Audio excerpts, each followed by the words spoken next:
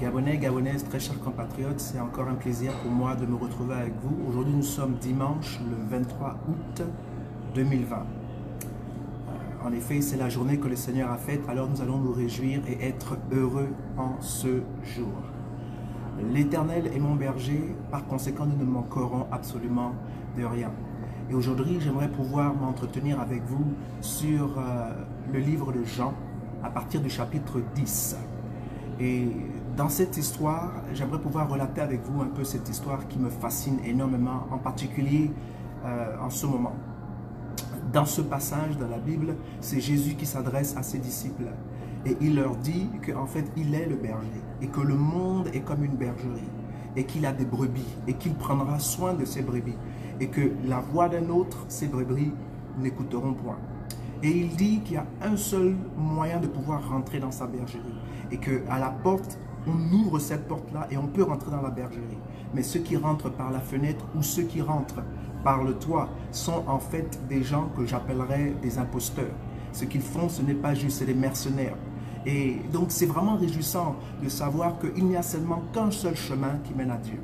Le chemin dont je parle, je ne me focalise pas sur la personne de Jésus lui-même parce que Jésus est plus que humain. Donc je ne parle pas de Jésus en tant qu'homme car la parole déclare qu'au commencement était la parole était avec Dieu, la parole était Dieu et la parole s'est faite chair. Cette chair-là, cette parole qui s'est faite chair, c'est Christ.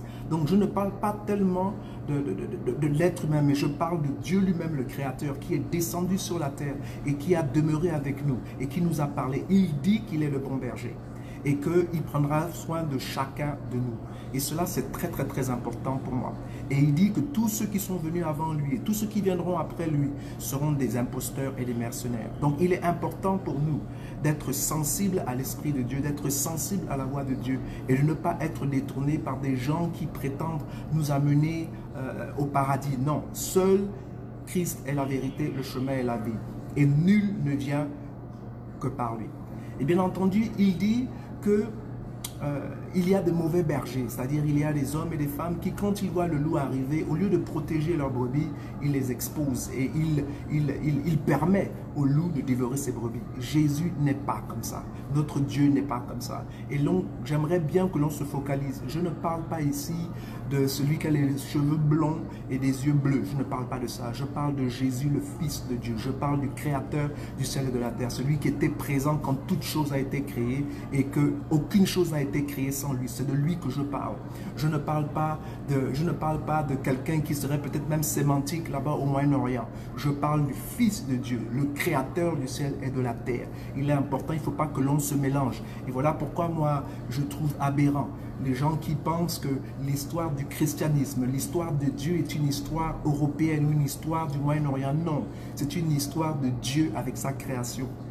Dieu n'est ni africain, ni européen, ni juif. Dieu est Dieu. La Bible dit que ceux qui doivent l'adorer en esprit et en vérité. Donc il est important pour nous que lorsque nous nous approchons de Dieu, que nous réalisons que Dieu est esprit. Et c'est comme ça que l'on doit le percevoir. Et je vous dis la vérité, moi quand je ferme mes yeux et que je prie à Dieu, je vois quelqu'un qui a les cheveux frisés comme moi et quelqu'un qui a un teint comme moi. Ça c'est ma foi et il me sera fait selon ma foi. Donc, ce que je voulais dire ici, c'est qu'il y a l'ennemi qui vient, comme la Bible dit, il vient pour détruire et pour voler. Mais que lui, Christ, vient pour qu'on ait la vie en abondance. Beaucoup de personnes me demandent souvent pourquoi moi je continue à lutter, pourquoi je continue à me battre pour les valeurs qui sont les miennes, pourquoi je me bats pour la liberté. Et j'aimerais tout simplement vous dire, parce que au cœur même de la volonté de Dieu, Dieu veut que nous soyons libres. La Bible dit bien qu'il est venu afin qu'on ait la vie, mais pas n'importe quelle vie, qu'on ait la vie en abondance. C'est-à-dire que Dieu veut que les bonnes choses nous arrivent. Dieu veut que l'on puisse, non seulement il nous donne des dons, mais il nous donne aussi le pouvoir de pouvoir influencer notre monde, de pouvoir améliorer notre monde, le pouvoir d'améliorer notre vie et la vie de nos concitoyens, la vie des hommes et des femmes qui sont autour de nous.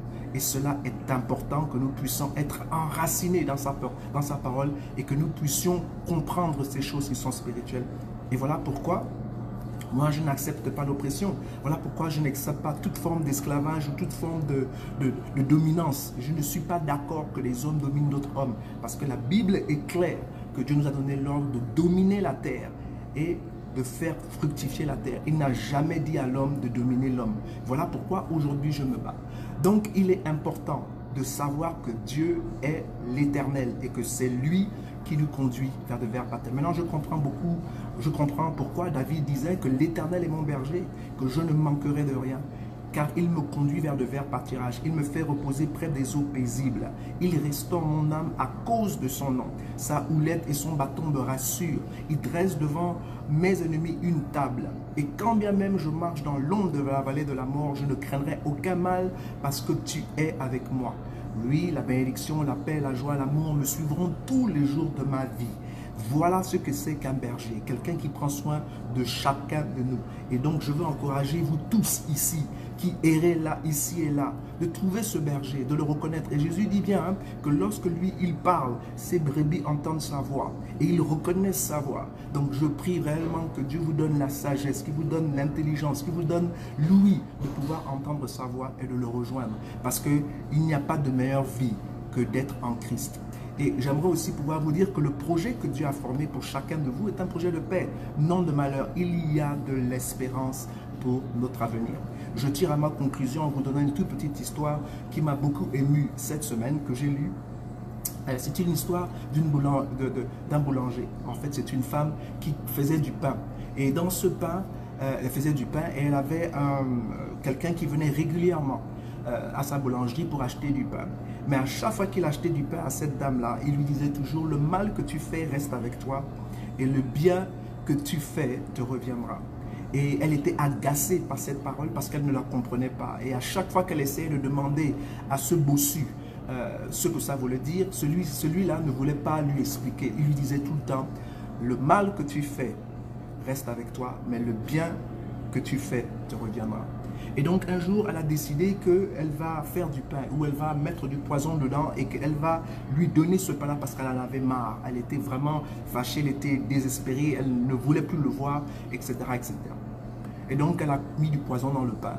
Et en mettant le poison dans le pain, lorsque le pain était en train de cuire et le pain était prêt, au moment de retirer le pain du four, elle s'est mise à trembler, mais trembler comme une feuille lorsqu'il y a lorsqu'il y a un très grand vent. Et donc, elle finit par prendre le pain et le pain tombe de sa main. Donc elle décide de prendre le pain et de le jeter et de refaire un autre pain pour pouvoir donner à ce bossu. Et bien entendu, le bossu revient. Il vient et donc il achète son pain et il lui dit: le mal que tu fais reste avec toi, mais le bien que tu fais te reviendra.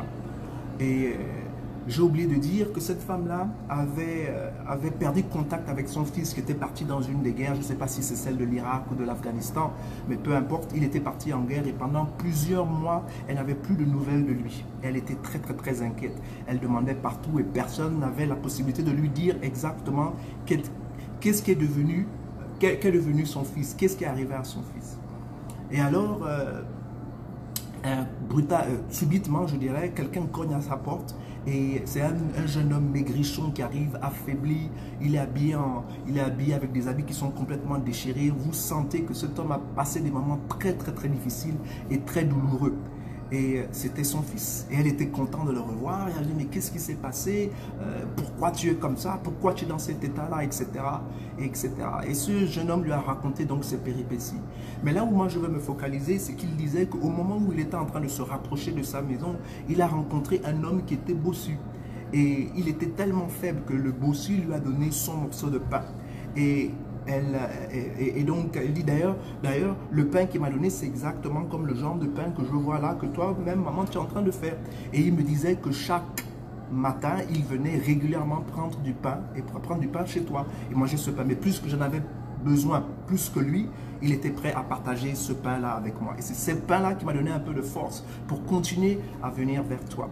Et la mère s'est mise à pleurer, car pour la première fois, elle a compris que le bien que tu fais, c'est ce qui reste, eh bien le mal que tu fais, c'est ce qui reste avec toi, mais le bien que tu fais, c'est ce qui te reviendra.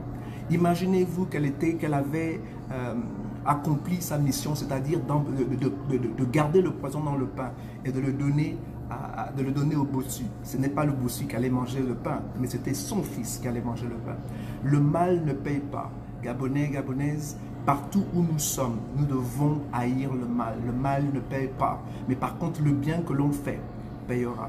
le bien que l'on fait nous reviendra toujours. C'est ce que la Bible dit. David a dit lui-même qu'il a vu le juste, il a été juste, il a été jeune et il a été aussi vieux, mais qu'il n'a jamais vu le juste abandonner ni sa progéniture mendier pour son pain. Et cela, c'est très très important. Donc j'encourage mes compatriotes, malgré les souffrances que nous endurons, malgré les difficultés que nous endurons, de ne pas désespérer, de continuer à faire le bien.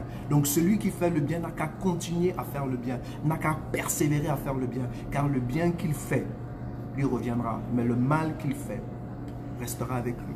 Et j'aimerais terminer aussi avec quelque chose que j'ai lu aujourd'hui.